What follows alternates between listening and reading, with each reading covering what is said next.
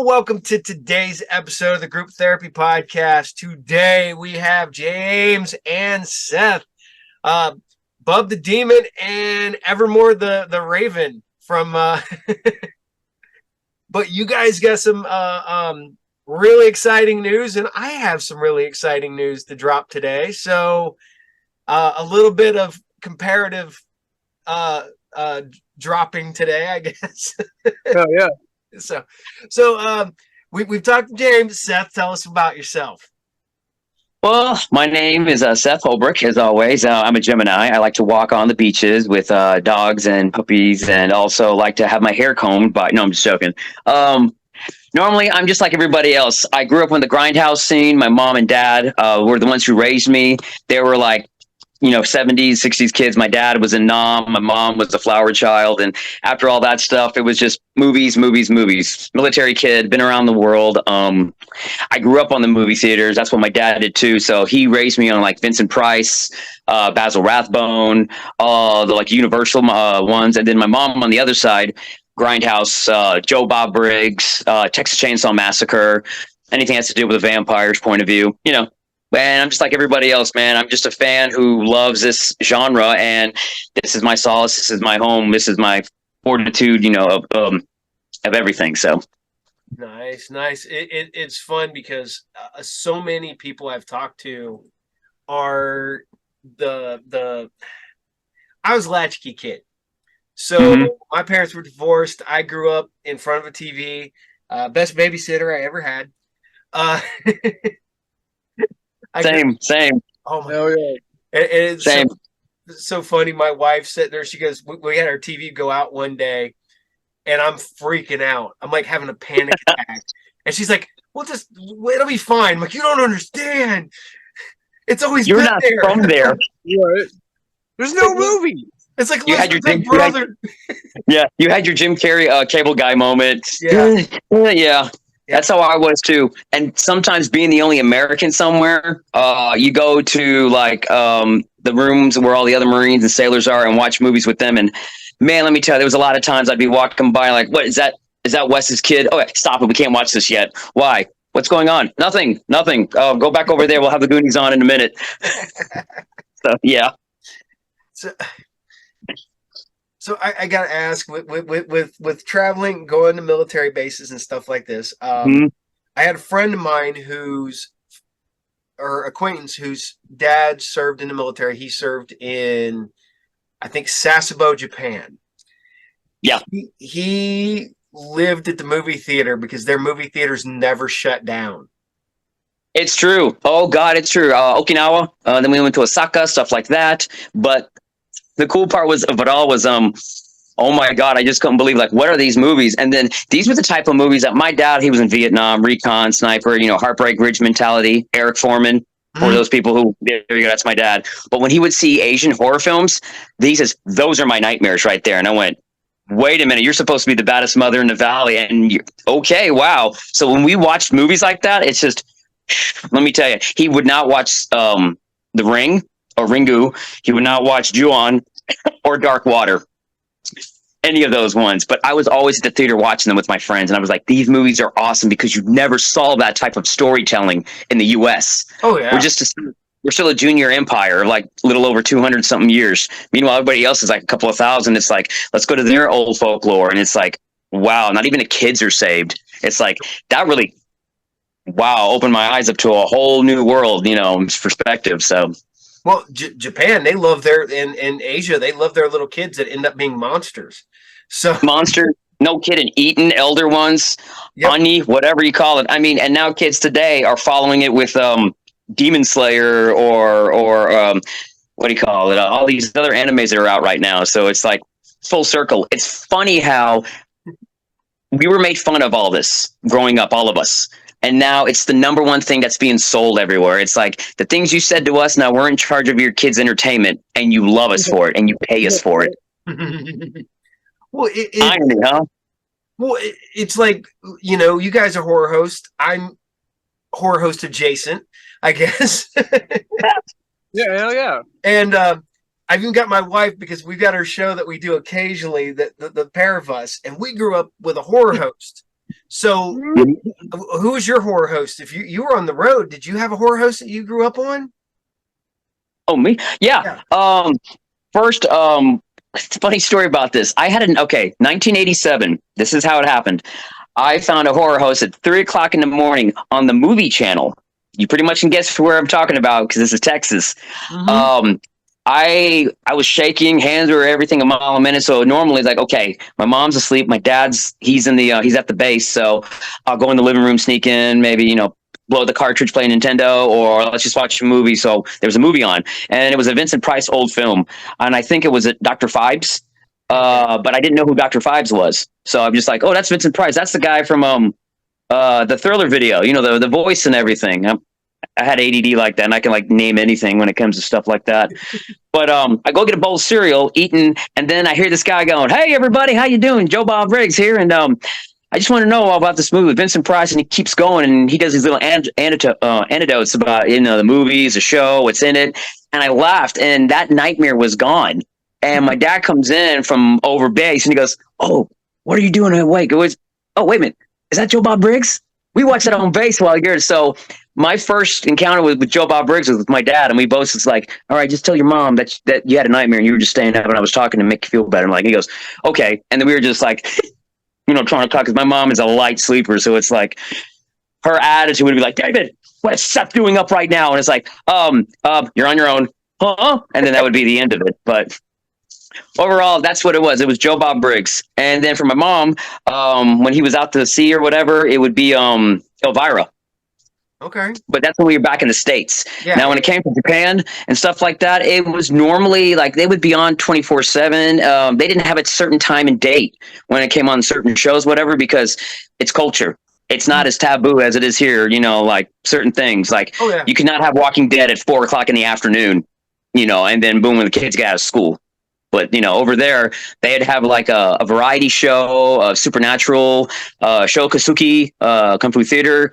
Then of course, I'm trying to think of all the and then of course once in a while a Zatoichi film or just news or variety shows, comedy.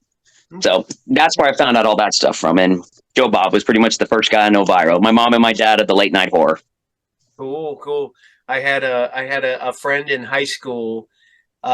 She found out I dug anime, and so every year she would go back to Japan in the summertime, and she would just pop in a VHS tape and record anime for me all day long, and then bring it back to me when school started.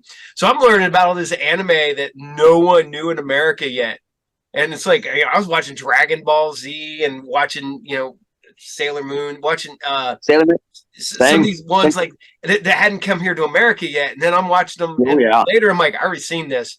People are like, how? I was like, I saw it when I was in high school. How old are you? It's like, no, I get that all the time. People look at me, and as you can see, folks, right? It looks like they just dropped, right? Like I'm in my 20s. No, I'm 44 years old. So when I tell people I've already been there, I've seen that 10 years before. It wasn't Power Rangers. It was something else. And I would tell them, and they're like, "Oh my God, that's real." Like, yeah, you guys missed the boat. Stuff like that. Or when it came to Biohunter, or when it came to Vampire Hunter D, demons, all that stuff. Yeah. Mm-hmm. Oh yeah. Well, what's funny is that I have a guy who got into Power Rangers again because he grew up on it when he was a kid. Now all the comic books and the toys are coming back, so he's getting back into it. And I'm like, "Have you watched Sentai Rangers from Japan?"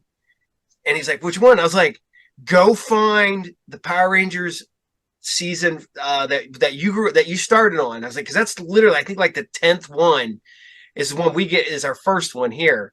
And I was like, "The Green Ranger doesn't become the White Ranger. They kill him because he goes bad, and then they bring in a new guy as the White Ranger." And they're like, "What?" And I'm like, I found the video of him. And like, exactly. What? They murdered him. I'm like, yeah, because he was a bad guy. It's like he was a bad guy. This shit was blown over here in America. Yeah. That's true.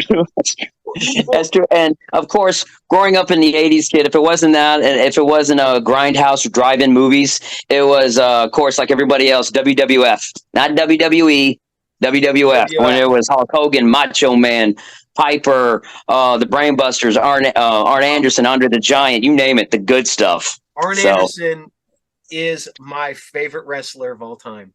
4 Horsemen for life. I'm sorry, Dusty, but when Arn picked you up and put you in that spine buster, no one got up after that. So, Well, what's really funny is we were discussing. I'm still a wrestling guy. I still go to wrestling. oh, so same Um, here. I the worst part about it is I don't watch it. I don't watch it on TV anymore. I'll go see it live every chance I get. I just don't go see it on TV. Matter of fact, at the end of this month, I'm going back up to Michigan to watch some deathmatch wrestling up there. So, Oh, nice, yeah, and it's funny. nice. First time I go deathmatch wrestling up in Michigan, my buddy looks at me and goes, "Watch that guy right there." He goes, "He bleeds like it's his job." He goes, "You're gonna get it on you." And we're front row. Was it Necro Farmer? Sounds like Necro Farmer from what do you call it? CZ Wrestling. From CZW. Yeah, CZW. Satu. I cannot remember. It's Satu. He's New Japan. no, he's an American guy, but he goes by a sort of foreign name. But hold on, there we go. Boom. Let's see. That guy right there. Yes, yes, I've seen him. It's like, how much blood do you have in you, man? Yeah, you got more. Oh, then you get John Wayne Murdoch, and they were fighting, and he's like, "Watch it, you're gonna get blood on you." And I look down, there's blood on my pants, and I'm like, "Dude, we still got to go from Michigan to Ohio. I don't need to get pulled over with some dude's blood on me." Right. People think is like, and then they look at you like, "What have you been doing today?" Driving the back roads, finding people. Oh, stuff like that. So yeah, and I'm not. Dude, I love stuff like that. It got better. Oh yeah. We you did not want to open the trunk of the car either, because we went up there to visit and pick some stuff up you can't pick up in Ohio, and it's legal there and it's not legal here in Ohio. That explains it. Oh yeah, same here in Texas, buddy. Trust you, we know. So, but oh my god, but no, we go up there. But no, I'm back into. I guess back into wrestling. I watch it still, but it's more commercial than ever. It's like, it's no offense. Fans are out there. You like Bloomhouse? That's your thing. It's a Bloomhouse. It's AAA watered down stuff. That's all it is now. I miss the days of, like you said, the death matches like Cactus Jack, and that's another gore thing, like Cactus Jack versus Terry Funk. Oh yeah, or FMW over in Japan. FMW, and you would have a wrestler named Leatherface, and he could wrestle, and he looked like him. He couldn't wrestle here in the States because of trademark. He'd have to pay Tobe Hooper off, so he stayed in Japan. He still wrestles here in America. He's Leatherface does, but he still comes out with the Leatherface mask, but he doesn't go by. Same way with because they had Jason, Leatherface, and Freddie, and those guys wrestle here in the United States. Jason was like Mega Jason or something like that. Just they changed Jason, so kind of like Jason X. Yeah, he just changed the name just enough so he wouldn't get sued. And the very smart guy, and that's what they did. And that's what they did with Leatherface. They called him Super Leatherface. Yep. So, so dude, yeah, James, if you have a chance, you need to see this, and you'll be like, "Oh my god, anything!" Yeah, I'm gonna have to Google this. Can be sold. Go Google. Was it the King of the Death matches? Which is the whole thing. The last the match whole tournament, is great because it is Cactus Jack and Terry Funk are the last two. And they love seeing Americans, especially when Japanese fans, when it comes to horror or shock or I guess just out of the nowhere, they love the South of the United States. They love Texas. They love Bama. They love New Mexico, California, you name it, because it's like apparently that's where all the weirdos are from. Well, the thing so is when they love people who look different than they do. I was going to anime conventions, and we were sitting there, and these little Japanese kids kept coming up wanting their picture taken with me. Yep. And I'm like, all right, whatever. So I'm sitting there, I'm not a tall guy, but I'm a lot taller than most Japanese people. Oh, yeah, same here. But the thing is, you look like the anime characters they watch, how they describe like Americans in anime. That's what you look like. You look like the big Thor, the big Viking, or whatever, the big ogre, and they're like, oh, that's awesome. You're like, you're the closest thing to a comic book or an anime, like how we are when we watch wrestling as kids. What's really funny is that I finally, this is like the third year of this happening. Kind of blew it off the first couple of years. I'm like, okay, yeah, I look a little different, whatever. You want to take a picture? Finally, I'm like, why do you want a picture with me?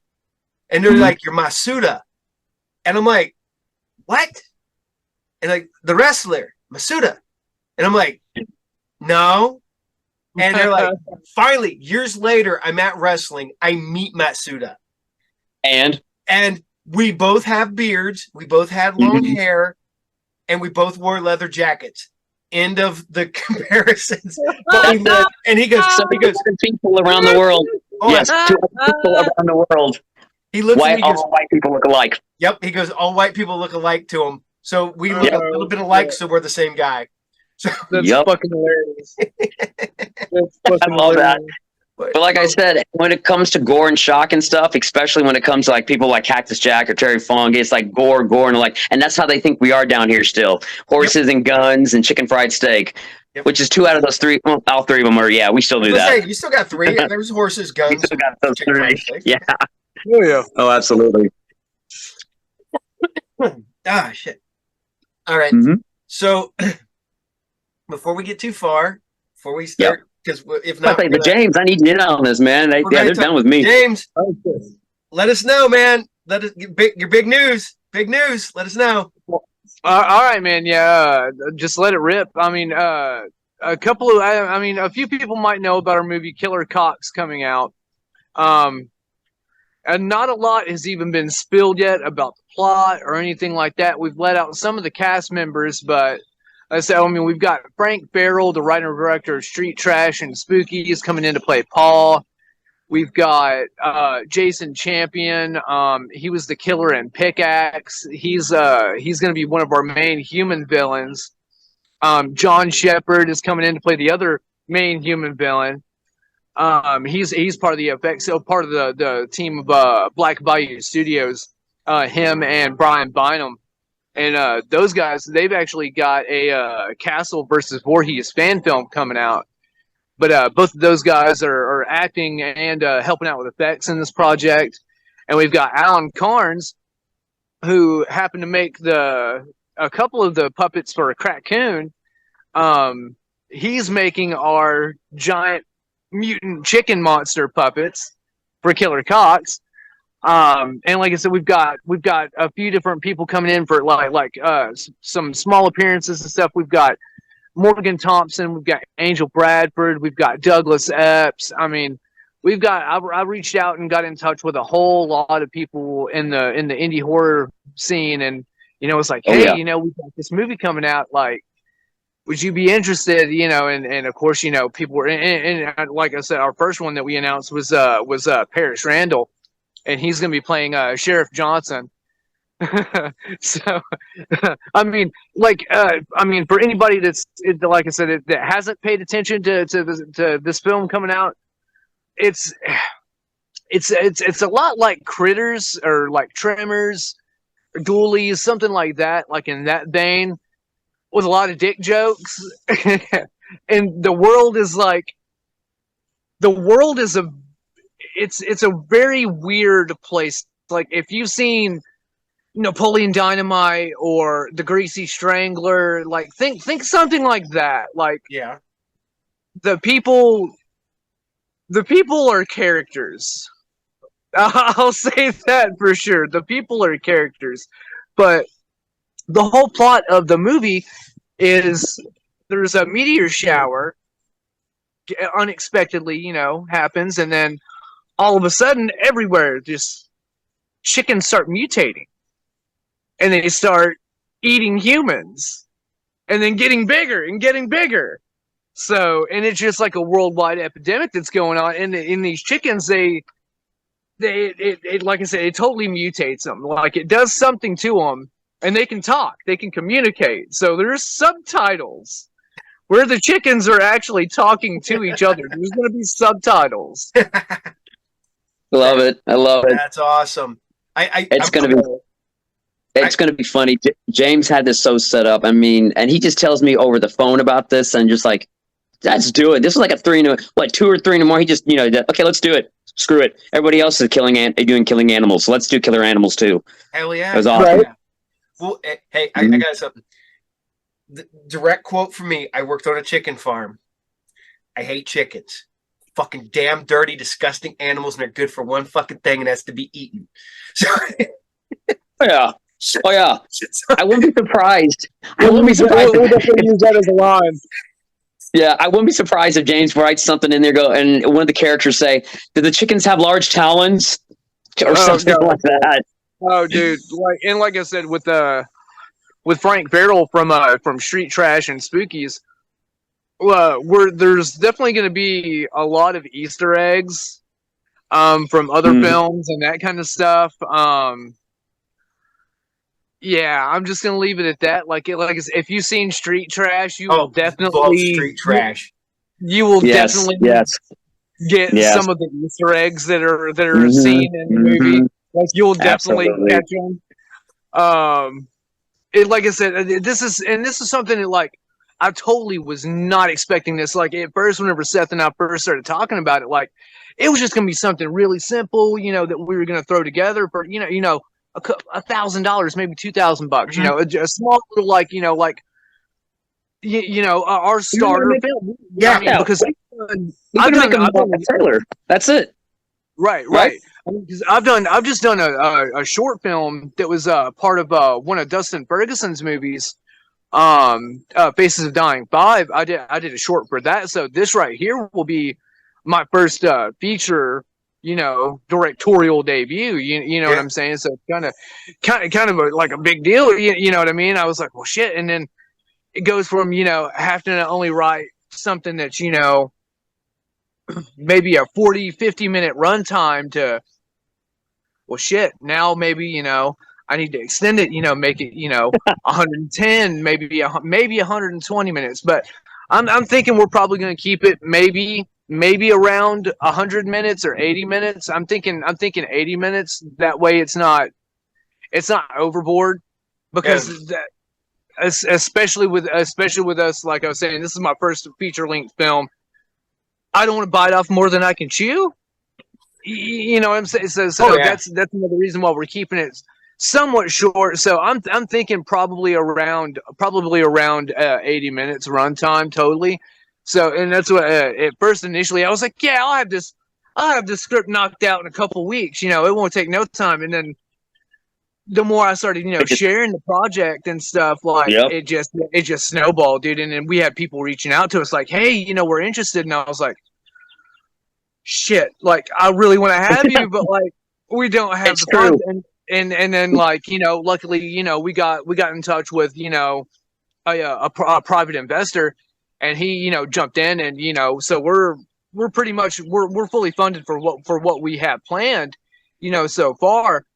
So I mean, like I said, dude, like it's one of those things that it just kind of snowballed and kind of grew rapidly, like a lot more rapidly than I thought it was going to. Yeah. And just It's a to have all these people, like on board with the project and to have faith in us, man, like that means a lot. Yeah. very community. Yeah, it's true. It's here in Waco. Like I live in Waco, right? And the thing is, it's already gotten out. Like my bank teller was talking to me about it, and then a couple of people at Hot Topic or whatever. And I'm just like, hey, aren't you? Like, yeah, because they saw our thing on what do you call it? Central or Dread Central, Grand right? Central. Dread Central. And they're like, are you the guys making that movie? And they're like, yeah, we are. Like, oh my God. So is this going to be like shirts and stuff? Or we're going to like, well, right now we're just trying to get certain people to be in it. And they're like, oh my God, you got them. How did you do that? And they're like, they ask, or we just ask. And they're just fans like we are. And it's just like, wow, okay, that's awesome. Oh, The horror film community, especially the independent horror film community, very tight, very close to us, everybody. They love making movies to make movies, to tell a story. oh, And that's what we want to do, to tell a story. 100%. It will, and I guess I'll go ahead and announce.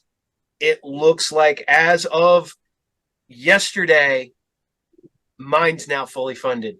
I talked to my money guy, bro. and I'm doing a segment for Don Farmer's Amityville Aliens, Nice. and I was sitting here because I was interviewing him, and he's like, "Well, you're going to make a segment, right?" And I'm like, "What now?" That's fucking awesome, man. Congratulations, bro. Congrats, brother. I mean, Yeah. I'm fucking farmer. I mean, Yeah, and I'm like, yeah. and me and Morgan were interviewing because she was my co-host that I had for that night. We were talking to Dawn because she had just did None Dead, and I was talking about, I was like, man, I was like, if you ever do Nun Dead 2, I want to direct a segment because I want to have a scene with a nun who has two rulers connected with a chain, and she has nunchucks. Oh God. Nunchucks. Yes, and every time you like she Nunchucks. smacks your, she can hit your knuckles. Ow, ow. She's truly sister superior. She's mother superior now. That's shit, man. That's and, that's pretty and fucking he gold. goes, well, you're gonna work on Amityville Aliens, right? And I'm like, yeah, I guess now. Yes. And so I'm sitting there talking to some of, like again, people in the community, and they're like, yeah, shit, yeah, I'll do it. So I'm talking to. I have a friend she's all the way in Mississippi. Mm-hmm. We're gonna have her film her scenes in Mississippi. Send me the footage, and I'm gonna edit it in because she's gonna be in a spaceship. So exactly. That's how we're doing Angel Bradford and Morgan Thompson, because in Killer Cox they're field reporters. They're news reporters. Those are their characters. Nice. So. Mm-hmm. I mean, I was like, dude, that's fucking perfect. I was like, that's literally and like I said, that the way that the characters are in this, man, it's fucking hilarious because like everything is just so off-putting. Like we're very so fucking weird, man. Just so fucking weird. What do you say? It's like your two main heroes that James is telling us pretty much is like it's like Tucker and Dale or Wayne and Garth, Sean and Ed, who's from Tremors, Fred Ward and Kevin Bacon. Yeah. That type of mentality, and these are our heroes. Like, oh God, we're fucked, stuff like that. But we saved the day, So that's it. I can't wait. Yeah, man. So can you spill a little bit about your segment yet, or is that a little bit? Well, it's going to be Magic players versus aliens. What happens is there's an alien invasion during Friday Night Magic at my shop because I've got a location. I'm like, screw it, I'm gonna film it here. Dude, that's fucking perfect. Exactly, dude. Yeah. Use what you've got. Exactly. Yeah.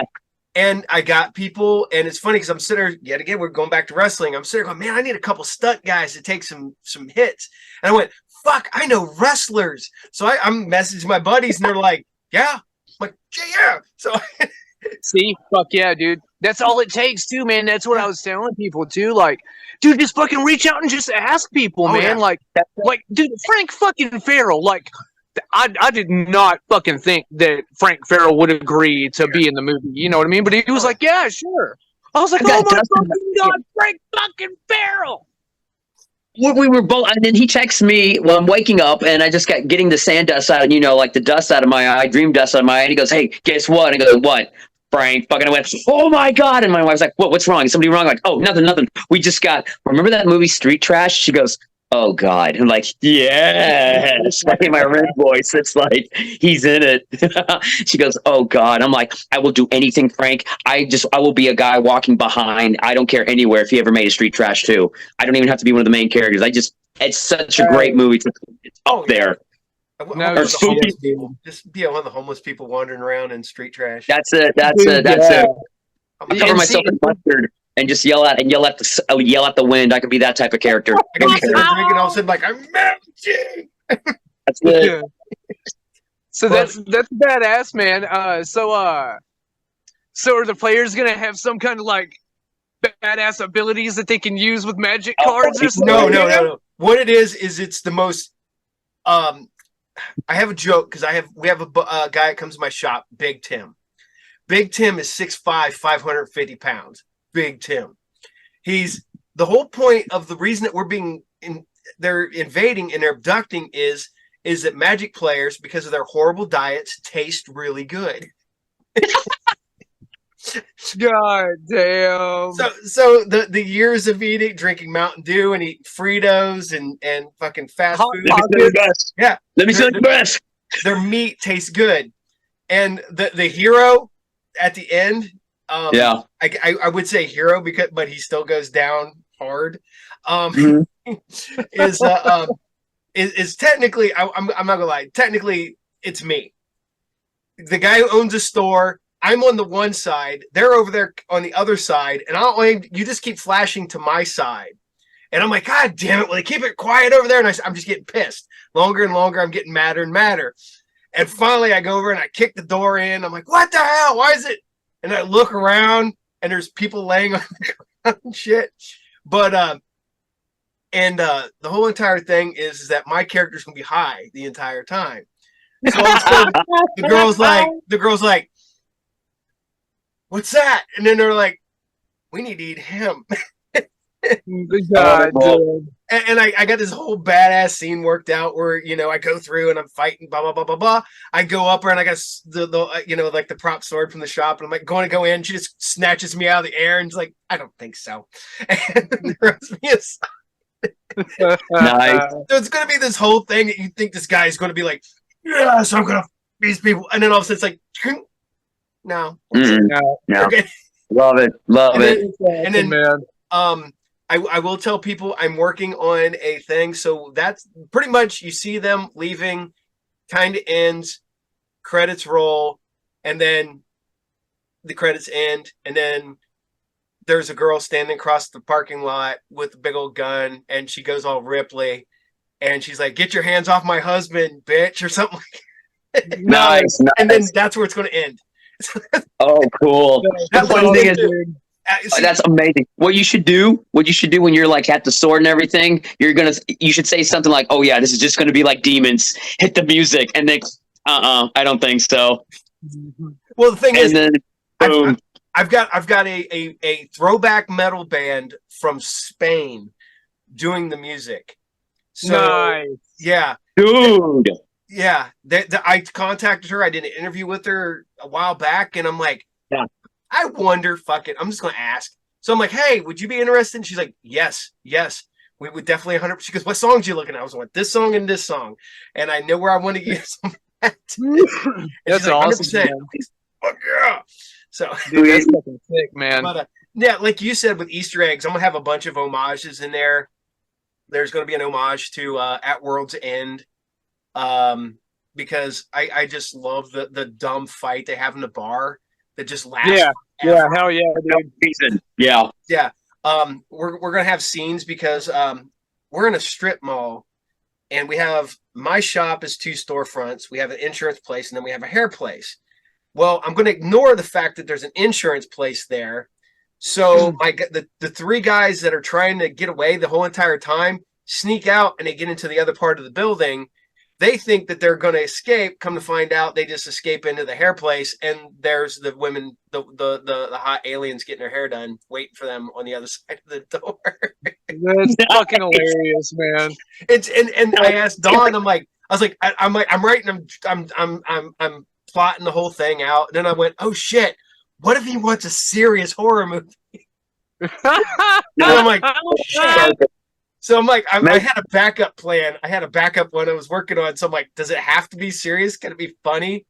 And I kicked in the idea, and he's like, no, I love it. Run with it. I'm like, okay, cool. I'm going. Perfect. Awesome, do that. Dude. So it's so much. I mean, you see how horror movies are. I mean, when people try to be so serious, you're like, okay, now I'm bored. It's just like you're trying too hard. Just make the movie and just go with the flow. Go with the feeling and stuff. And that's today's horror, like you said, slapstick comedy. It's like Shaun of the Dead saying, "Hey, it could be worse. It's not like the end of the world." And it turns out it is the end of the world, or something like that. Or don't say that. What? Because he would. What? Zombie? Yeah. Why? It's ridiculous. Shit like that. It's like we get it as fans, as the people, the main people, but to other people who don't watch this on a regular basis, like, oh, that was clever. Like, we've been writing this for years now, and now you finally see it. So.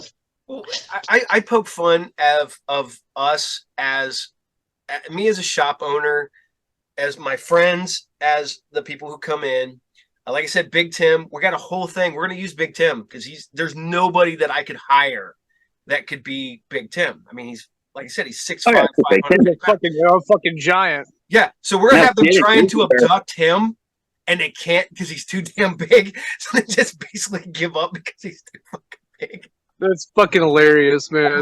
My son jotted this one thing out because we wanted to have him get him outside, and we're gonna have it subtitled like you did. So we're gonna have him like, and then this is where I'm gonna have the girl that's in Anna Zayden, who was on my last episode, is going to be down there. She's going to be the captain of the ship, and they're going to go back and forth, and they're going to like, turn it off. She's like, what do you got it on, human or cattle? And she's like, well, I got it right in the middle. You turn it all the way up to cattle. That's the only way you're getting them up into the ship. Yeah, Jeff. So I love it. Very tax, very type of humor. And the thing is, though, is I okayed it with Tim. I'm like, dude, I was like, if you do not think this is funny and you don't want to do this, yeah, I'm fine. I will cut this all out. And he's like, no, I think it's hilarious. I'm like, yes, sweet. Thank you. And yeah, because I can stuff like that can happen, but it's like you said when they're trying to do it. Reminds me of the Simpsons episode when they try to get Homer, so they have to get the other beamer to go. Hell yeah, they had to get the second tractor beamer to fucking pull him up. Yeah, yeah, it's awesome. I love funny, crude, whatever you call it, slapstick humor, especially in horror films, because you can't take this world seriously. No. And that's just what we are, and we're really good at it, and what we've watched growing up. I mean, it kind of reminds me of like Monty Python, The Meaning of Life, the whole scene where like, can we have your liver? Yeah, but I'm using it. And he goes, no, not right now. And they're ripping his liver out, and you've seen the blood squirt and everything. And they're like, so what do you want to do after this? I don't know, get tea, maybe some biscuits or something later on? Oh, but she would never ask. And you're hearing the guy going, in the background. It's just super funny. And the blood's hitting his face, and it's like, it's just a Monday for them. That, to me, it's chef's kiss humor right there. Oh perfect. God. I still, every time I watch Monty Python in A Meaning of Life, when Michael Palin is the fat guy, and he's eating, and he's like, I need a bucket, and he's looking all over the guys in the bucket, and he goes, and they bring him, he's like, it's a mint, it's wafer thin. He goes, peace off. He's like, how many crates would you like today? I think it only bought 4 crates today. Did we open it doing it too much? Fuck off, we miss you. And John, oh my God, and this John Cleese with that trashy fake French accent was great. Oh man, I love it. I do too. That's I think that might be my favorite Monty Python this like gimmick ever is the fat guy is and it stuck with me forever, and I think it always will. Oh God, no, mine was 4 o'clock in the morning, and you're seeing that weird little. I wonder what way that silly fish go. That Muppet with acid with the green stuff. Like I had nightmares about that damn thing. And then the next day, I watched Baron Munchausen. Come on, man! Terry Gilliam, you really messed me up growing up as a kid, and I loved every minute of it. And I can't even start with Time Bandits. I wanted to live in that damn world. Oh man! So, really, at the end. Awesome. Time Bandits, it took me forever, and I was rewatching it, I don't know, about 10 years ago. Mm-hmm. And I realized at the end, when they're all showing up fighting, and all of his toys are big. Mm-hmm. And there are Micronaut toys that have been made giant. And part of me is like, whatever happened to the giant Micronaut toy that guy? Yep. Oh, yeah. Dude, it's awesome, man.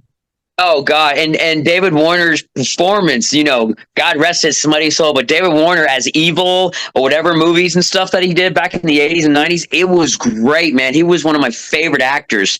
I had no idea that he was supposed to be the original Freddy Krueger. Yeah, see, I didn't know that either. Well, what's really cool is, was it Real Big Audio from BBC? Yeah. Did a parallel alternate universe Doctor Who. I think it was the 5th Doctor, and David Warner was the alternate universe Doctor. Yeah. And they have a whole series of them. And I'm like, I listened to a bunch of them. I'm like, man, why didn't this ever really happen? Why is it only an audio? It always happens that way. And when you have younger generations of today or last times, or even us, Gen Xers and stuff, when we find this stuff from the past, and they're like, what if, man? Oh, it would have been so great to see all this stuff happen. It's like you have what if this would have happened, if they would have stuck with him, if this guy didn't do so much drugs on set. I mean, the list goes on from Back to the Future to Top Gun, Aliens. I had no idea James Remar was supposed to be Hicks. Yeah, he's actually in it several times. You just got to know where he's at. Same way with if you look very carefully, there's a couple scenes where you can still see Eric Stoltz in Back to the Future. I'm trying to remember. The Brian, and I cannot remember his last name. Wagner. He was the first Leatherface in the reboot Leatherface or Texas Chainsaw Massacre reboot. His scenes are still in the movie. He doesn't. You just got to find him. Which ones are not? Old fucking. Why can't I think of his name right now? But yeah, there's like a bunch of them guys that if you look, you can still see their scenes, but they're just been cut down to nothing. Right there. You gotta know where they're at. Oh man, but like I said, everything's been going on for James and me. It's like he says, it's a snowball. We can't believe this is happening. It feels surreal. It feels like I'm still dreaming. Like I wanted this almost 20 years ago. I was in film. I had a bachelor's degree in filmmaking, art direction, all that stuff, and I tried to do the whole Sundance thing. Let's go to California or New York. It wasn't meant at the time. It wasn't meant to happen. Now it's meant to happen right now. And with the whole multimedia and the internet and everything, it's perfect. You don't have to go to those places anymore. You can do them right here at home. 100%. That's what people look to me and they're like, "What?" Because I've the worst part about it is I write. I love to write when I have time. I've written comic books. I've written movie scripts and stuff like that. But I'm also my own worst enemy. If I hate it, I don't rewrite it. I pitch the sumbitch, and I get mad at it. And I've thrown away. I threw away 350 pages thereabout of a book I had written because I got pissed off and I got mad and I threw away essentially an entire book's worth of stuff because I got mad. We've all done it. We've all done it. We're perfectionists. We want to make sure we don't give the fans what they've already seen or something different. We want to get something different, something original, not a remake, not a reboot, not a rehash, not a reimagining like Hollywood does pretty much. We want something different, something new. So what hit me hard was during the pandemic, stuck at home. I could only go to my shop for a couple hours because I just go in there and prep everything for shipping out and clean the shop and, delivery orders and stuff. And so I'm just sitting around watching TV, but I'm also writing. I had written this script. I thought it was great. I showed it to some people. People loved it. But I'm watching TV late one night and this movie's there and I keep watching it. And I'm like, fuck, this is like 90% my movie. And I'm just like, So I shit canned pretty much the entire script. I kept like a couple of the characters, moved them over to another script, and I was like pissed. And everybody's like, well, what I've read of it is different enough. I'm like, but it's the same enough that I don't want enough. Like, well, that's where you got your idea. No.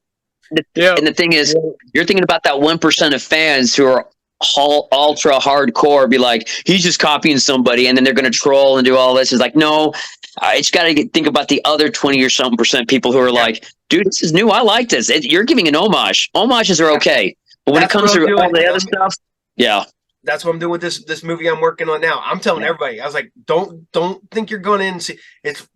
This is my homage to the Alien movie as a whole. I'm going to do an homage to Aliens. I'm going to do an homage to At World's End.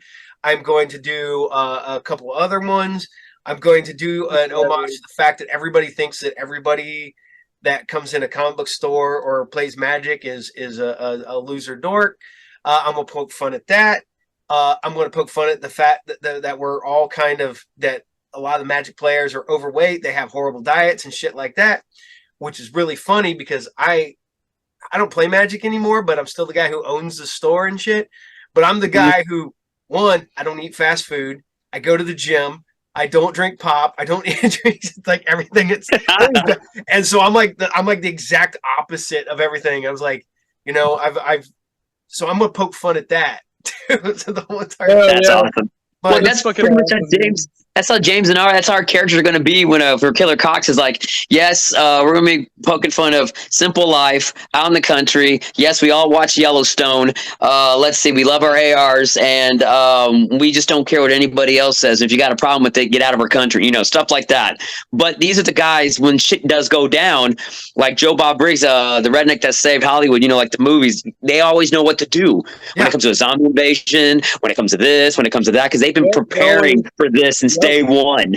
The backwoods hunter, good old boy. That's usually sometimes that's who you want on your side. Sometimes, I mean, not all the time, not all the times, but sometimes. It's like you want a Daryl. You want a Daryl on your side. You want Daryl and Burl. I mean, unfortunately, they're assholes, but you want them on your side when you got to deal with something in the backwoods, or like what's his name from Tremors, the Doomsdayer. Yes, and Reba. The wall of guns. We all want that. I don't care who you are. We all want that. So it's like, I'm not gonna lie. I don't want the wall of guns because I don't like people knowing where my guns are in my house. Oh, okay. I can do this and go, there are guns hidden somewhere in this. I know where they're at. You do not know where they're at. It's like where's Waldo? Yeah. I'm like, if somebody breaks into my house, they're going to have a bad day. Oh yeah. Oh God, yeah. For sure. Oh yeah. For sure, man. But you just want to make a scene where it's like the main character backs up against the wall. You think it's like, oh, this is the end of it, and all of a sudden he just smiles or she smiles, hits her fist right through the wall, and then grabs the gun that's underneath it, and it's like, I've seen so many, and of course, here in Texas, like.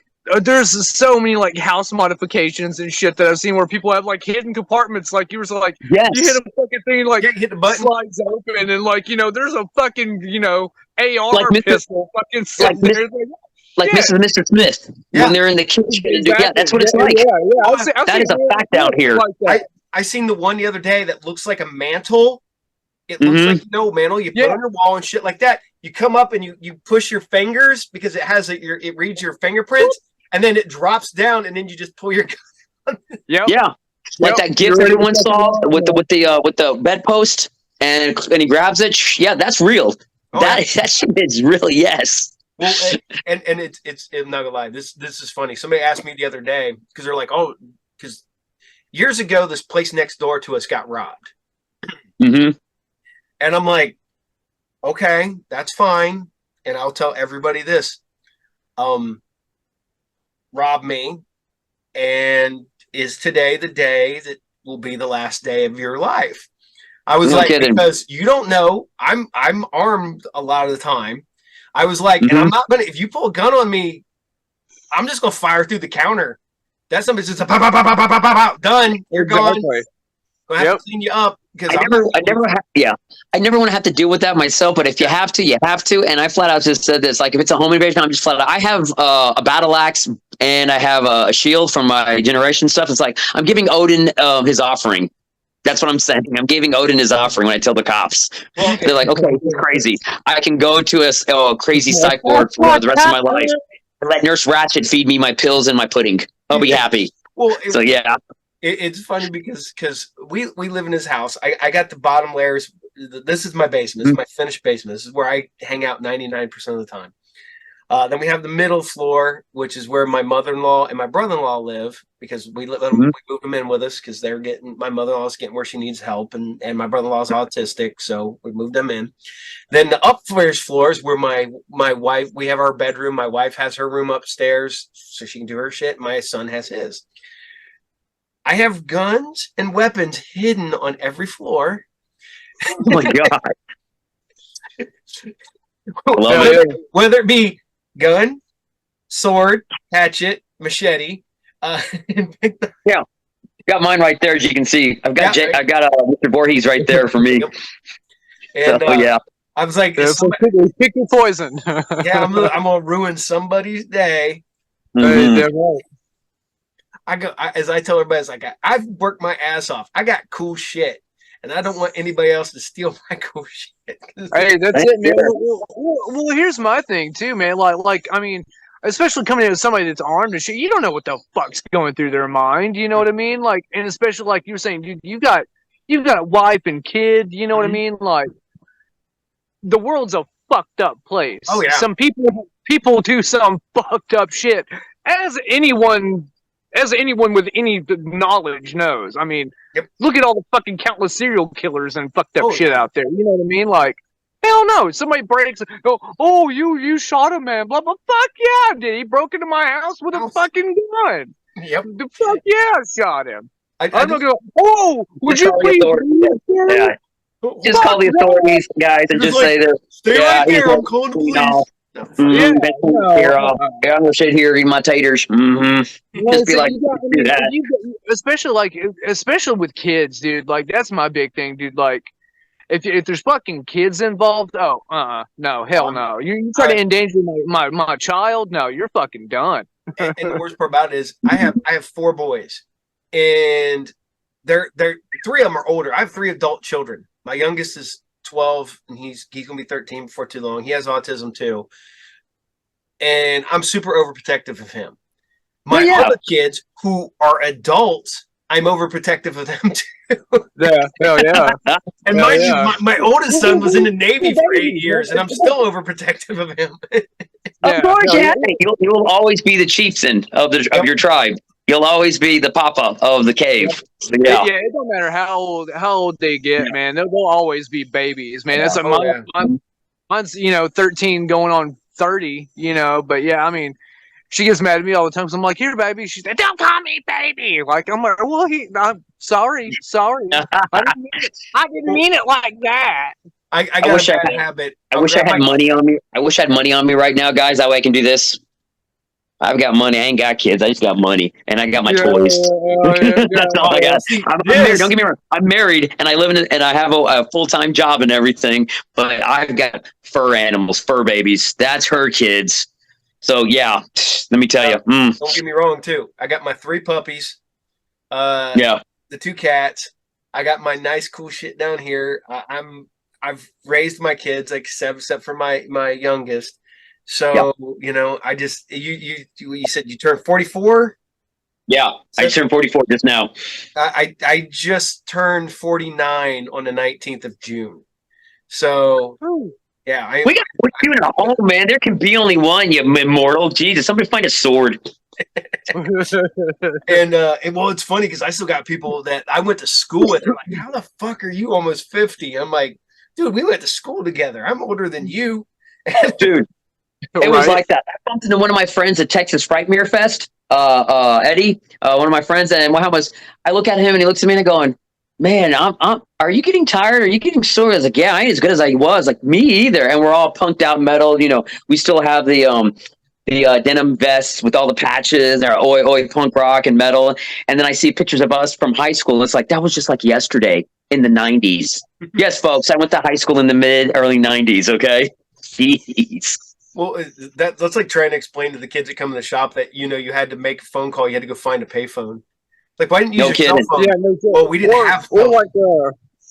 Or like Chappelle was saying, like, hell, when we answered the motherfucker, hell, you didn't even know who was on the other end of that bitch. No kidding. Oh, God. Oh, you trying to figure out a movie time? You got to tell everybody, shut up. I'm trying to figure out. Yeah, you got to wait movie phone. It's got to start over. It's just I hated that shit. Like I was telling my kid, like, shit, back when we was kids, there wasn't no fucking streaming service. Like, if you wanted to watch cartoons, you wanted to watch something on TV, you had to get your ass up and go down there to the TV at 7:00. Otherwise, you wasn't catching that shit. Oh, it's like people. I joke around, and I guess I'm not joking, but I've seen. Everybody asks what your favorite movie is. I always say it's Empire Strikes Back, but I don't count it anymore because it's legitimately just part of my life. It's ingrained in me. Star Wars, the original trilogy. And they're like, how many times have you seen Star Wars? It's like, I don't know, hundreds. And they're like, oh, that's bullshit. I was like, no, man, it's not. I was like, I had a VHS tape that had Star Wars, Return of the Jedi, and Empire Strikes Back on them. It was all 3 movies with the credits cut out, and I would put that into VCR. And I would watch that and play G.I. Joe, read my comics, play Star Wars, or whatever. And every day I would watch it. I burnt through like 4 of those where I had them recorded. And I put another. And then when in like 87, when they finally released the nice box set, I bought that. Yeah. And I probably burnt through probably at least one of those. And, people like, oh, really? I was like, dude, you don't understand. It's like, dude, I still have mine. I understand. I have mine still with the original Return of the Jedi ending of the old man, not Hayden Christensen, and the original song. Oh, I love it every time. I have Star Wars. I have VHS, multiple different versions of VHS. I have it on Laserdisc. I have it on CEDs. God damn. I have it on 8mm film. I have the original Star Wars. Yeah. And then that's not including the Blu-rays and the DVDs and all that shit. I have I have the Ewok Adventure on VHS. One of my good friends bought me the Ewok vinyl record to the Ewok movies. It's the soundtrack. He bought that for my birthday, and I had never knew what existed. As I just totally, yep. Yeah. Did I lose you? No, I'm here. Good. I thought I did for a second. Hold on. Well, it is 8:00. It's been an hour. Yep. Boom. Look at that boom, baby! Dude, holy shit, man! Yeah. So you're definitely a Star Wars super fan, to say the least. Dude, that is with Wilford Brimley, diabetes, man, right there. Diabetes. Oh God, diabetes. Dude, that was the shit growing up, man. Oh, yeah. Well, okay, we had this discussion. My son loves pointing this out.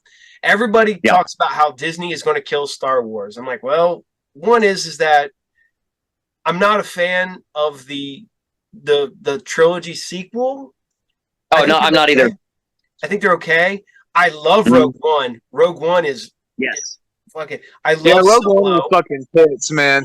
Donnie Yen was the shit, man. Oh man, the fact Donnie Yen's character was the shit, bro. Oh my god, I'm watching that movie and my wife's sitting next to me, and she just looks at me. She goes, "They're all going to die, aren't they?" I was like, oh yeah. They don't make it past this movie.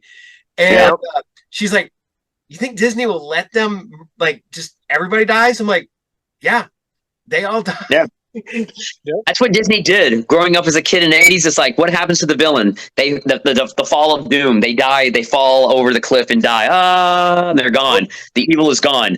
Yep. Or somebody good or somebody close to you growing up as a child gets killed, and that's your first lesson in life. Oh yeah, definitely. Yep. Disney hated parents. Oh yeah. There we go. See, there we go. Boom. Rogue One on vinyl. Fuck yeah, dude. And see, what made me fucking have hope in, Disney taking over the Star Wars thing, I mean, of course, like most people, was Mandalorian. Whenever they came out with Mandalorian, and then of course there's gonna be fucking CG, what I mean? Yeah. But whenever they brought back, a lot of the practical effects, like a lot of puppets and shit. Oh yeah, and a lot of just like the makeup effects and the suits, and I was that blew me the fuck away. I was like, oh dude, here we go. Like, you gotta remember about one thing, just like when it comes to film shit. Well, that's what they did. The Mandalorian was the reason why. For the Star Wars fans, like, okay, we're sorry about the Skywalker saga, the new ones. Here's your answer, Mandalorian. There you go. And yes, you're right, Disney. They have this. They have this. They have this. They got more and more and more. And growing up as a kid in the 80s and everything, we all understand, like, well, we only had one Star Wars, and you'd be lucky if another one came out within 4 years or so. Yeah, 3 years. Because not only that, you had Indiana Jones, and then of course you had Star Trek, and then it's like. The big franchises would own 1 year to their show, to their movie, and then the next year would be the other one. Ghostbusters. Yep. I mean, come on. Well, we had a discussion because people were pissed about this. I was like, but you don't understand is at one point we had Star Wars. The only extended shit we had was the holiday special, Splinter in the Mind's Eye, and the Marvel comics. And then slowly we started getting the books. And everybody's like, well, it's good. That's going to kill it. I'm like, dude, a giant 6-foot green rabbit didn't kill it. No. The holiday special didn't kill it. Splinter in the Mind's Eye, which basically implies that Luke and Leia hooked up did not kill it. So that's not going to kill it. This has And that's the funny thing. Splinter and I, yes, that was supposed to be if Star Wars was not successful and they had to make a sequel, it'd be a lower budget. Mind's Eye was It going to would be be that. sequel. Yep. That was going to be the sequel. Yep. So I was like, oh my God, could you imagine in the world that actually happened? Hook. Well, oh God, Leia and Luke hooked up. Well,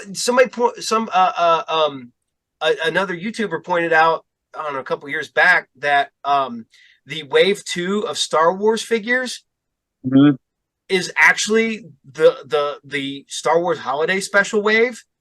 And I'm like, that's not. Wait a minute. So I'm like looking through my books and I'm like looking at the creatures that appear and I'm like, look. Yep. God damn it, it is. Son of a bitch. And to be honest, I watch the stupid holiday special every year at Christmas time. Every year. Dude. I do too, but it's like, I'm like, oh, if you guys know who Red Letter Media is, these guys, I mean, they're really good. I mean, they're a bunch of 4 guys. They watch movies and they're just really bad. Rich Evans and all them. It's like, it's so cringe. It's so cringe, but it's so good cringe. I love every minute of it. Yep. Oh man. Oh yeah, but we have that whole discussion on the, stuff is not going to kill it off. But no. Yeah, we also have the discussion about we're all talking about metal bands and stuff like that. Sorry, my mother-in-law needs a code here. My wife just I guess I wouldn't say she conned me because I was the one that bought the tickets. I just took her to go see Stevie Nicks. Lucky? 2 weeks ago. Oh yeah. Nice.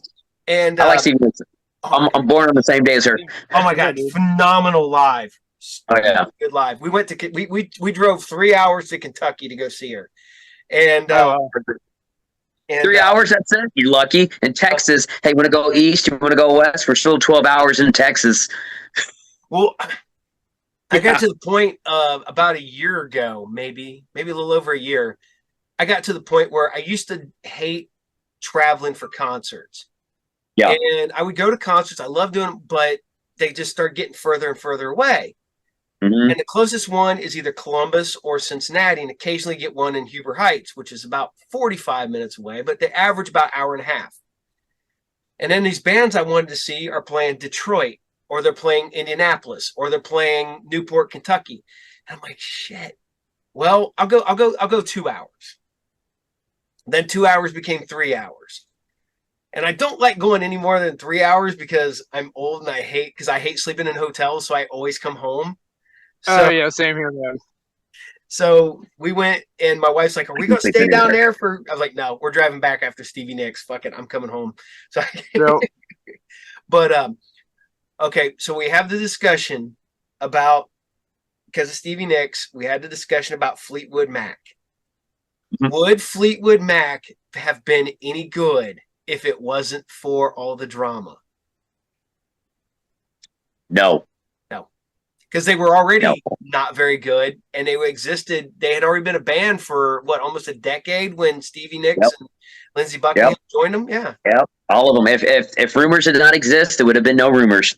Nope. And that's the album that did it all for them. They all slept with each other. They all did drugs on each other. Then they all passed each other around, and they made songs about it. Yeah, that my friend is what people I'm not gonna lie. One of my favorite concerts I've ever seen. I've never seen this. I've never seen Fleetwood Mac live or nothing like that. Mm-hmm. But there's video footage I think from '77, and it's when Lindsey Buckingham and Stevie Nicks are really falling apart, and they're on stage and they're playing The Chain, and you can just see him just pissed playing guitar, just burning a hole through her, and you can just see him. He's like, "If you don't love me now, you'll never." And he's up there playing, and she's just like, and that was okay. Then you need to see this. And folks, I know this is not non-horror or anything, but it's called Daisy Jones and the Six. It's on Amazon. It's free. It's about their lives. Of course, they're different names and everything, but that is exactly what happens. It's based off of the Rumors album. I highly recommend it. You'll like it. I'll have to check that out then. Yeah. Oh my! But you know. I think that there's other movies, there's bands, there's all kinds of stuff that if there was never the drama, that movie wouldn't have been that good. That TV show wouldn't have been that good. That album wouldn't have been that good. Stuff like that. You know, What I have behind me, Evil Dead, that was a prime example right there. They froze to death. They almost lost a lot of eyes because the contact lenses they had to keep on for 10 minutes or so and then had to take it back off. They had thick glass ones. The Caro syrup drenched their body and everything, and they sometimes had to sleep. They had to burn furniture to keep warm at night to make that movie. And they stayed out there and just went like a baller and gave us one of the greatest, if not the greatest, low budget like independent horror film of all time that started it all. It was the first one before anything else. That type of formula, going in the woods. There's a book. Let's not do that. Now everybody does that, and now because of the remakes and reboots, and of course, I'm saying continuations. I'm not saying it's a remake or a reboot, but like Evil Dead Rise. Have you seen it yet? I've seen it. It's on HBO Max now. It is amazing. It's awesome, and I love it how you do not want to fuck with these things, these Deadites and the Necronomicon. You're not Bruce Campbell. You're not Ash. You're not going to survive. Well, it has a very dread feel, like Felucci movies, like The Beyond, House by the Cemetery, Inferno. All those movies, you know, it's like you feel like, I feel dread, like leaving. Like I don't want to be here. I feel scared, like because it dealt with all this imagination, atmosphere. Not just a PG-13. Oh, what was that? Oh my God! Dun dun dun! The Conjuring. Oh man, I tell you what, I got to see Evil Dead Rises double feature with The Flash at the drive-in. And, nice. And that movie worked. I'm going in. I'm looking at it. I'm like, well, the runtime's a little short, and it's not the Necronomicon. And then finding out that this doesn't give anything away if anybody hasn't seen it, but they're referring to the fact that there are 3 books, and that we've if you remember to the 2 so far. Army of Darkness. Remember, guys, Army of Darkness with Bruce Ashley. Wait, 3 books? Nobody said anything about 3 books. It's each. Yep. Yeah. So I'm liking that shit. Yeah. Asphalt. Yeah, Asphalt 1, and then the remake with the girl in 2016, 20 or 2022. Yeah, that one, and then this one. 2013, and then this one. So, and then they said if this does well, every 2 years they're going to do one, and it blew off everybody loved it. So it's like continue the storyline, and the cool part is it doesn't give you anything. It's like, okay, here we are, 2 minutes, 10 minutes later, boom, you're in. Let's do this. Let's fight the evil off and try to survive. That movie is you get in a car and you go. That's it. And even if you think that you're going to stop for a little bit, nah. That's just somebody dragging your car back and making you start your ass all over again. Pretty much. It's kind of like Ghosts and Goblins. If you ever play on Nintendo, the first wave you do it, and then when you finally get the princess, it says, sorry, this was on an illusion. To really save the princess, you got to play it all over again. It was the devil's illusion. And you find him at the end, and you finally get the girl. And be like, I got to go through that shit twice? Oh, man. That's how it is with the Evil Dead. It's like, nope, we're doing it now. You're back. Let's do this again. It's like, and the special effects, the attitude, the atmosphere, the way they were portrayed. I mean, she was awesome. She was on it. That girl, the mom in that movie. Holy shit! Both of kids. The kids are awesome. I have to watch this one now. You haven't watched it yet, James? Dude, I'm a huge fan of the original ones, but I haven't seen Rise yet. Okay, Rise is good. It's gore. It's Gorson. And the thing is this. I hate it when people say, oh, they're trying to make a statement. Oh, this is too woke because the kid's trying. Yeah. I don't care. It's a story about innocent people who get killed by something that is not innocent, which is evil. It's Deadites. It doesn't matter who you are. Yeah, it doesn't matter who you are, what you have between your legs and everything. It's what you have in your heart. And if the evil likes it, they're going to get it. That's why it's good versus evil. That's why it was guns and chainsaws versus boomsticks versus, and quickie one-way remarks against the evil, against Evil Ash or the Deadites. Come on, folks, we're fans, all right? If I want to watch politics or something, I'll put a comparison to CNN versus Fox and watch them yell at each other. I want to get away for 2 hours and enjoy the gore. Well, if it doesn't have splatter, it doesn't matter. The 2016 one was funny because my wife got really into Zoe's Extraordinary Playlist, and I'm just sitting there watching it one day with her, and I'm like, that's the chick from Evil Dead. And it took me a minute, and I'm sitting there like, she goes, what? So we went back and watched Evil Dead, and she like takes that freaking razor knife, is like, and cuts her tongue in half. And you're just like, oh, that worked. Oh my God. They figure out how to, I just want to know if they set people down and go, does this make you feel uncomfortable? And then they show them doing something, and then people are like, nah. And then something goes, and they're like, ooh. And they're like, that's what we put that in the movie. But yeah. It worked when nature calls. Oh, my brother used to do that to me when Jim Carrey did that in Ace Ventura, the interrogation. That's how they do it. Yeah. Oh man, but it's Evil Dead. I mean, and the cool part is a lot of properties like that do not get past the big names like the AAA, but that has, because that's the one who started it all. And they're trying. And okay, you have that it works for that, and then let's go to Halloween. You didn't remake those three new. You didn't need them. They're good. Don't get me wrong. You could have remade the first one, 2018's Halloween. She finally got Michael. She did what he did to her, and then that's it. Happy Halloween, Michael, and boom, it's over with. Laurie won. No, this made money, so let's do part 2. Then part 3, and then it's like, well, part 2 and 3 were filmed simultaneously for the most part, right?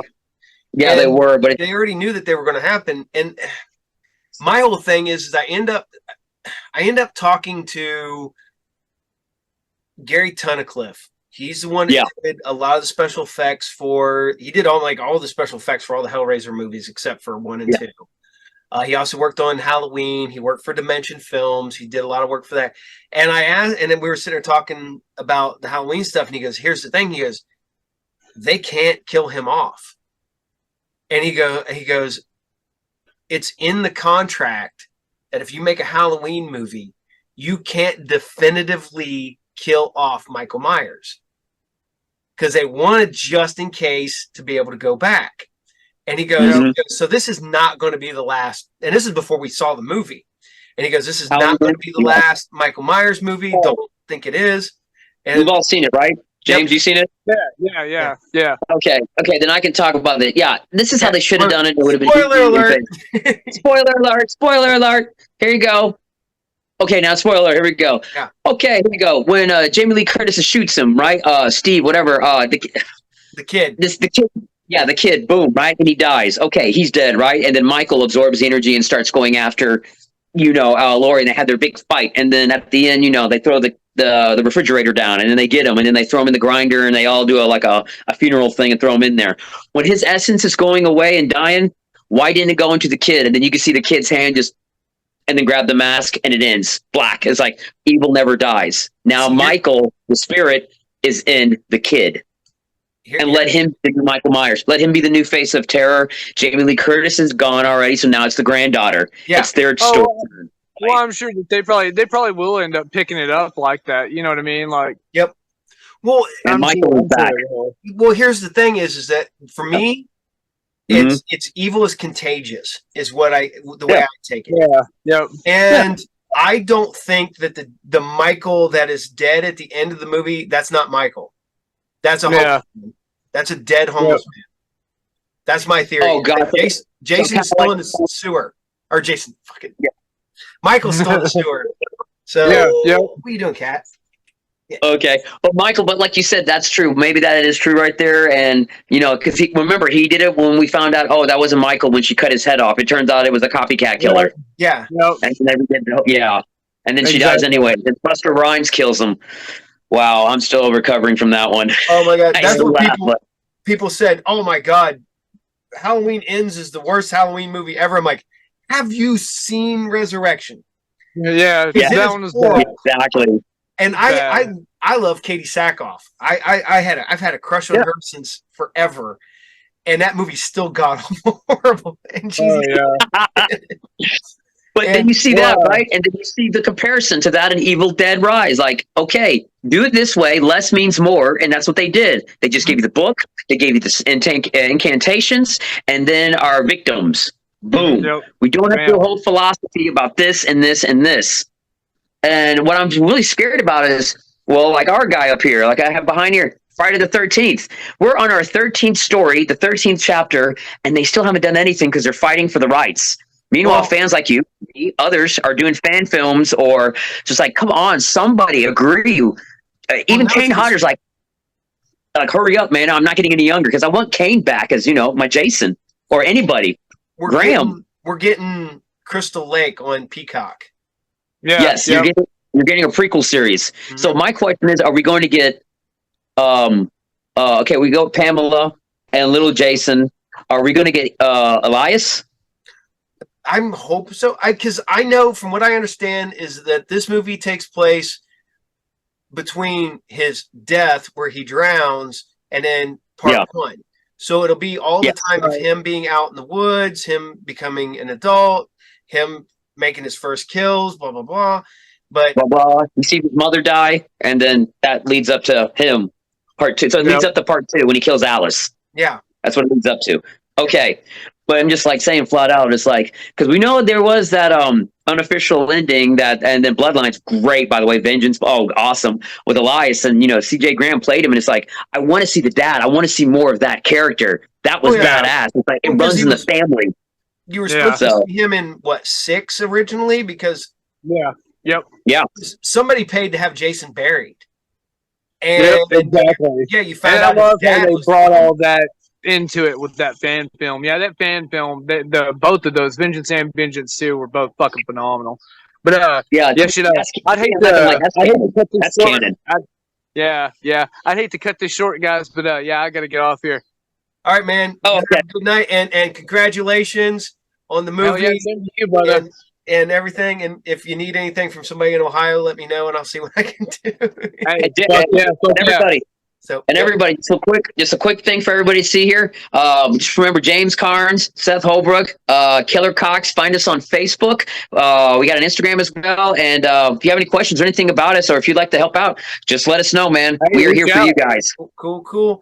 And your other show before you leave, the Bud the Demon. Our Cave of Carnage. We're on the Vortex, but we're kind of I'm having some technical difficulties with my computer. Like Seth was saying, we had a real bad lightning storm, and it kind of fried my computer. So I'm kind of trying to get that repaired before the show is up and running again. So hopefully next month we'll be back up and running. So but in the meantime, check out all the other hosts that are on the Vortex, man. A lot of good shit over there. Yeah. Mm-hmm, definitely. That's what as soon as I get done doing this, I'll let this upload. Then I'm going to edit this one because this one will just drop tomorrow because I let myself get behind. I got ahead on interviews. Then I got lazy and it was like, shit. All right, I got an interview this week, so we're just going to edit that one, put it. Fuck yeah, dude. Yeah. Fuck yeah. And this is my first, man. I had a blast. This was awesome. And anytime, man, you guys want to get on, let me know. We'll get you on because I would love to get more. We did an episode where just the 4 of us just bullshitting for an entire episode, not even talking about what we had planned, just talking about fucking metaphysical shit and travel. Awesome. Yeah, I'm down. So, all right, you guys have a good evening. Good night, man. See you, James. Good night. Take care, brother. I'll talk to you later, James. Later, bro. So later. So okay. I got to ask Seth. What's up? How did you become the Raven? Oh God, yes. Okay, yeah. Now finally, right. Well, when I came up with the idea, Edgar Nevermore, I was thinking 80s punk rock, very the young ones, Motorhead type of feel, And I was like, and I would just talk like this and everything, but for some reason, it always went to an Aussie accent. So now I just do nasally all the time, like, hey, yeah, like George Miller over there, he made the Mad Max movies. Somehow I ended up there, and well, here I am now in the Cave of Carnage. And that's from watching all the Monty Python movies, from watching all the George Miller movies growing up. I mean, it was a UK invasion in the 80s and 70s when it came to movies, music. You had everything from Australia, England, Scotland, Germany, Ireland. I'm sorry, Germany, but Ireland, all of them, and Wales. That's just how it was in the 80s. And I just used all that references and made up my character. So I'm pretty much kind of like Eggard or Eddie from Stranger Things, except with the Cockney accent. And then I've got the crow that looks like over here, as you can see. that looks like something from Dark Crystal, and the mouth moves and stuff. It's a really cool thing, Yeah. and I like it. It's an action figure, definitely, guys. It's definitely an action figure. Well, what's funny is that you guys put all this effort. You guys got these really nice masks, and I'm talking Hmm. to Dr. Zombo, and I talked to Mikey Severe, and these guys were like, "You're lazy on your character," and I'm like, I know, I'm lazy on my character." Mikey keeps telling me he's going to make me a mask and send it to me. I'm like, I have. I did one episode, and I started because Yeah, I have a Skeletor mask that looks like the action figure, nice. and it has no air holes. So the only hot holes Oh you my have god. are like right above the eyes so that you can see out like this much right here. I bought that, didn't Yeah. tell my wife.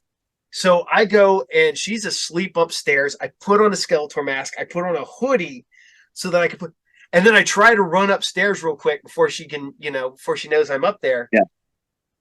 And it's like, and it keeps sucking to my face as I'm running. And by the time I Yeah. get to the top of the stairs, I can't breathe. So the joke's done because I'm like, Oh, that's awesome, dude. And as you can see, yeah, around behind me, I've got tons of masks. As you can see, devils. I've got Jason, Krampus. I've even got little Sammy in the corner there for special, noise. just in case. Oh yeah, dude. And I still have more stuff everywhere to put up. So it's See, you're kind of like you're turning your room's kind of turning into mine. yeah. Because mine is that whole wall over there Mhm. is Star Wars helmets and stuff like that. Nice. Uh, and I have Skeletor. I've got Casey Jones from Turtles. Oh, fucking I hey. have the and then all my old movie posters are everywhere, but I have weird Oh movie yeah. posters of Oh movies hey, hey. My never. dude, absolutely. And like for mine right here, as you can see, I'm a huge Don Coscarelli fan and a huge just Jason fan. That's like my two favorite franchises. I, If I I could work with was anybody, it would I be was Don so Coscarelli. disappointed. I Oh, got to talk to Joe Lynch, and oh nice. we were talking, and I was like, I was upset when I found out that he hated Knights of Badassdom because Yeah. he finished the movie. The studio took it and they edited it the way they wanted to edit it. Yeah. And I was disappointed. He goes, the same thing happened to Don Coscarelli, and that's why he hates Beastmaster. And I'm like, Yeah. what? Coscarelli, I love Beastmaster.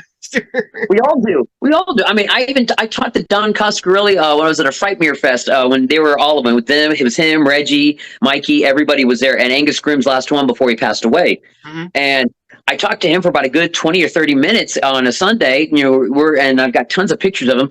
And I said, dude, because of you and because of you made me really appreciate the fair ladies. He goes, well, back in the days when it was PG, you could show all that stuff. Hollywood didn't care. No, it's like, it's like trying to explain to people what 80s PG was. Like, what do you mean Mhm. 80s PG? I was like, 80s PG was very light R. Yes.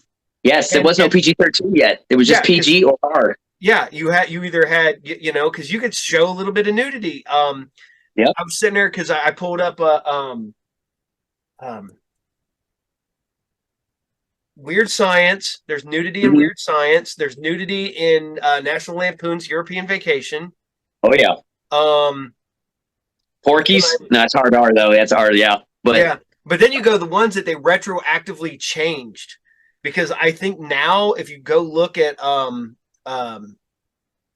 National Lampoon's European Vacation, I think it's rated R now.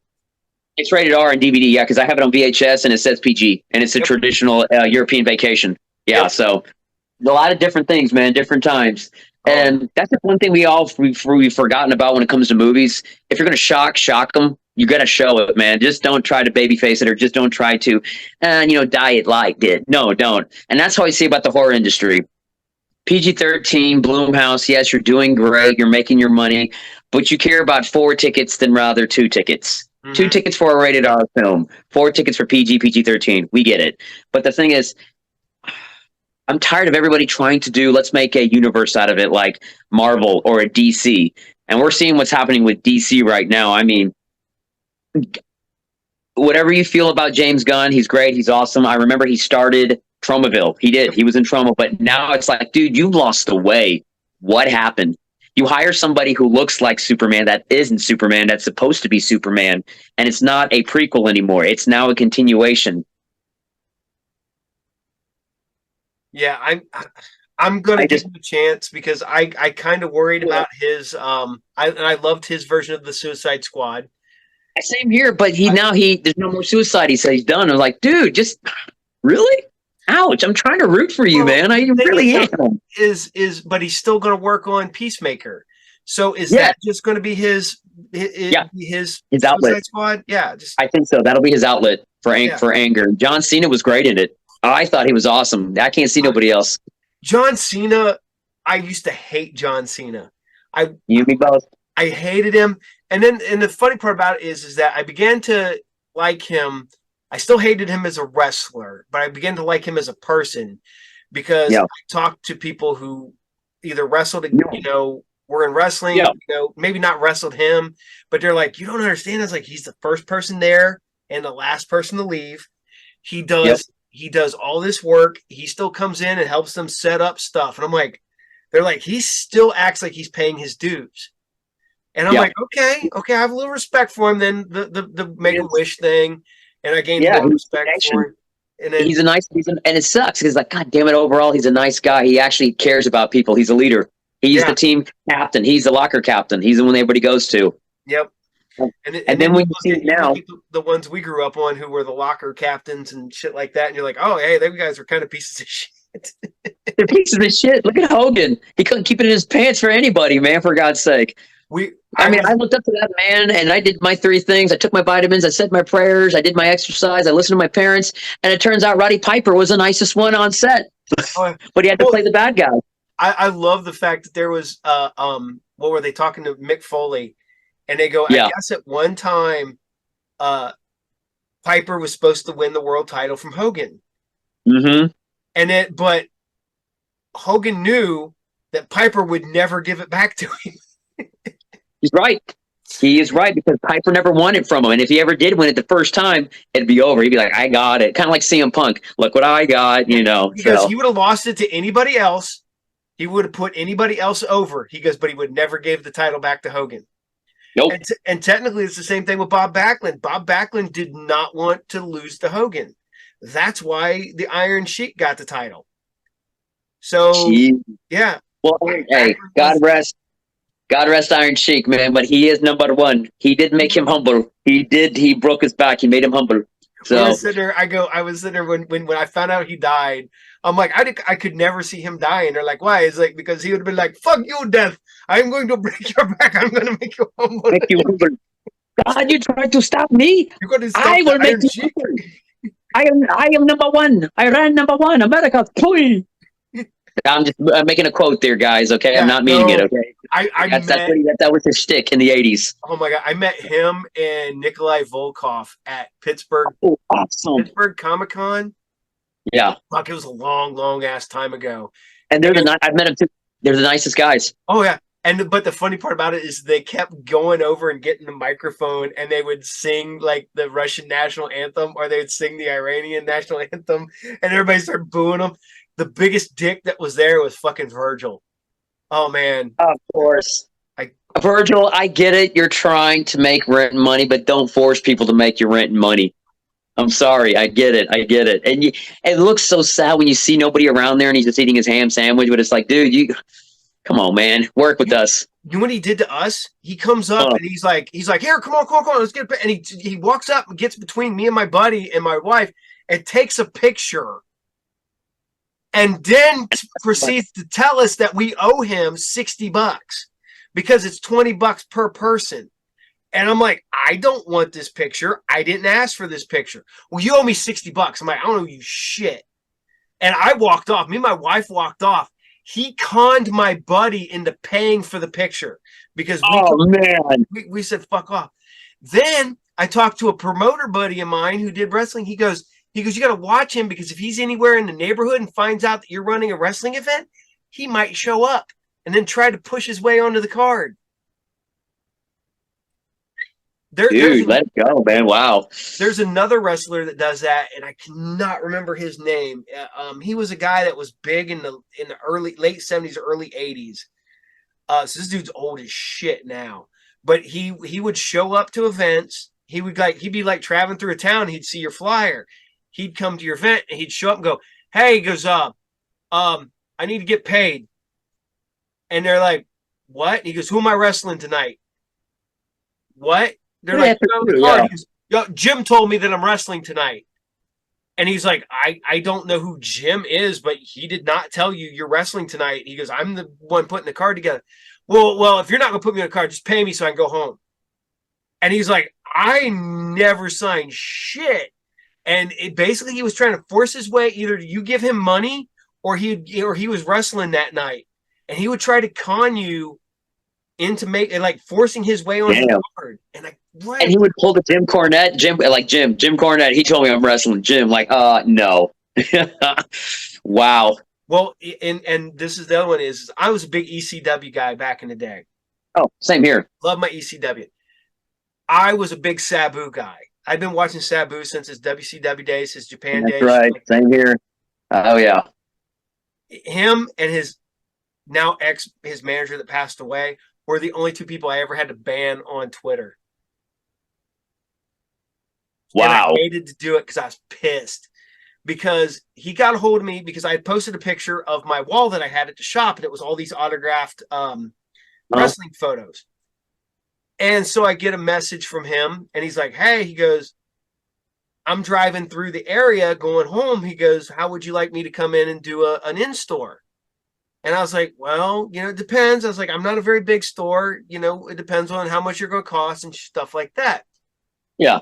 Well, then he goes, "Well, let me talk to my manager and maybe you guys will work something out." Well, his manager goes like, "Well, he does $1,200 for a match." I'm like, "Well, he isn't going to have a match. He's just going to show up Yeah, the and match. sign." I was like, "Because I don't have anything here." "Well, we'll have to work something out then. Not quote me a price yet," which is another scary thing. Okay. Then I'm sitting there and I'm like, "Well, okay, what days can you do that?" And she's like on like a Tuesday or a Wednesday. And I'm like, nobody's going to come on a Tuesday or a Wednesday. I was like, if you could get it on a Friday or a Saturday or even a Sunday, I'd have to be open. I was like, but nobody's going to be here on a Tuesday or Wednesday. I was like, so if you're going to be cutting through here, it'd have to be like, I'm talking super cheap. I mean, like, we're going to have to like split, I was like, you're just going to have to come in and whatever you make is what you make. I was like, because nobody's going to show up for that. I was like, and then they wanted to do this in like 2 weeks. And I'm like, that's no time to advertise. It's a bad day of the week and stuff like that. And they're like, well, we might be able to get there on the weekend. We know that you're connected to some wrestling organizations.